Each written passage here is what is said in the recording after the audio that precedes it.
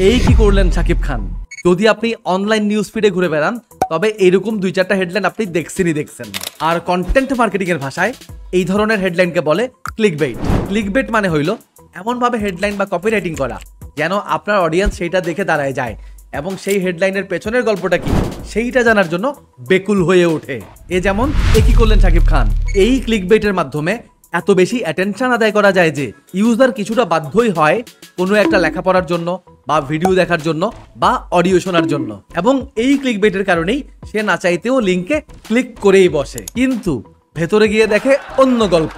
আর এই চতুরতার সাথে ad copy বা থাম্বনেইল বা নিউজের ক্যাপশন তৈরি করাকেই মূলত ক্লিকবেট বলা হয়ে থাকে। আরো সহজ ভাষায় যদি ক্লিকবেট বোঝাইতে যাই তাইলে অডিয়েন্সকে কিছু একটা দেওয়ার প্রতিশ্রুতি দিয়ে অন্য কিছু দিয়ে দিলে এবং মোর ইম্পর্টেন্টলি যেটা তার অসন্তুষ্টি ক্রিয়েট করতে পারে তাকেই বলে ক্লিকবেট। তবে কন্টেন্ট মার্কেটিং এর ব্যাকরণ বলে যদি আপনার কোম্পানির দারুণ কোনো প্রোডাক্ট থাকে যেটা কাস্টমারদেরকে চাইলেই হেল্প করতে পারে তবে সেক্ষেত্রে এ ধরনের কপি বা থাম্বনেইলকে ক্লিকবেট নাও বলা যেতে পারে। এর মানে হলো not all clickbait is bad. Correctly ব্যবহার করতে জানলে এই ক্লিকবেটই একটা পাওয়ারফুল মার্কেটিং টুল হয়ে যায়। তাই বলে কন্টেন্টে ক্লিকবেট ইউজ করাটা কখনোই অ্যাপ্রিসিয়েটিভ না, আমিও না করার জন্যই সাজেস্ট করব।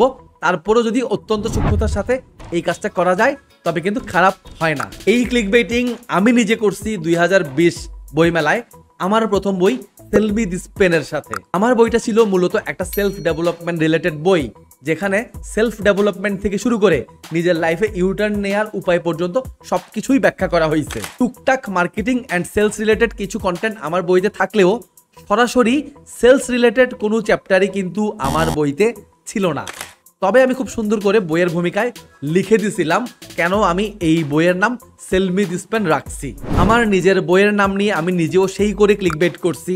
তবে এখানে বলে রাখা ভালো, আমার বই নিয়ে এই পর্যন্ত 30+ বুক রিভিউ হয়ে গেছে, যার প্রত্যেকটাতেই বলা হয়েছে বইটা এক কথায় অসাধারণ, কিন্তু শুধু নামের সাথে বইয়ের কোনো মিল নাই। এবার বলি কেন আমি এই বইটার নাম সেল মি দিস পেন রাখছিলাম। Number 1, sell me this pen শুধু আমার মতে না আরো অনেকের মতেই দারুণ একটা নাম দেখেই বইটা হাতে তুলে ধরতে ইচ্ছা করে। নাম্বার 2, আমি জানি আমার অডিয়েন্স কারা বা কারা আমার বইটা কিনবে, তো তাদের কাছে আমি ঠিকঠাকই তথ্য পৌঁছে দিছিলাম যে এটা কিন্তু সেলসের বই না, বরং নিজের লাইফে ঘুরে দাঁড়ানোর বই।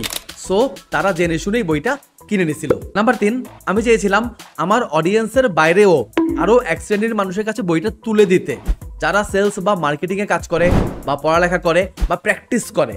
তারা প্রথমে সেলস বা মার্কেটিং এর বই মনে করে বইটা হাতে তুলবে এবং নেড়েচেড়ে দেখবে, এবং আমি নিশ্চিত মার্কেটিং প্রেমী 10 জন মানুষ বইটা হাতে নিলে তাদের মধ্যে 6 জন বইটা কিনবে। এটা ছিল মূলত আমার ক্লিকবেটের গল্প।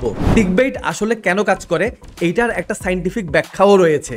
ক্লিকবেটে ব্যবহার করা ওয়ার্ডগুলা আমাদের ব্রেইনে ডোপামিন নামের এক ধরনের কেমিক্যাল ছিটিয়ে দেয়, যেটা একটা পজিটিভ উত্তেজনা তৈরি করে।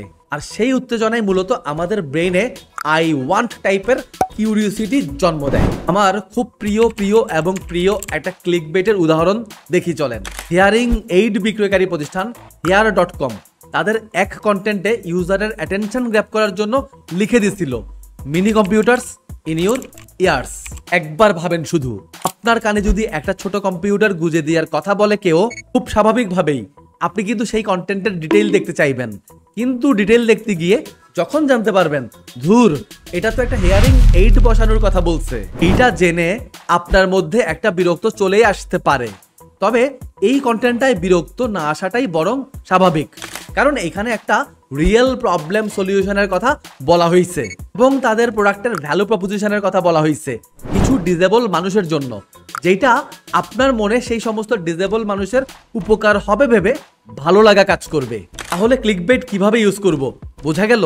ক্লিকবেট করুন, তবে তার আগে হোমওয়ার্ক করুন কিভাবে আপনার প্রোডাক্টের সাথে ইউজারকে ইমোশনালি ট্রিগার করে তাদের পেইন দূর করে একটা ভ্যালু প্রপোজিশন ক্রিয়েট করা যায়।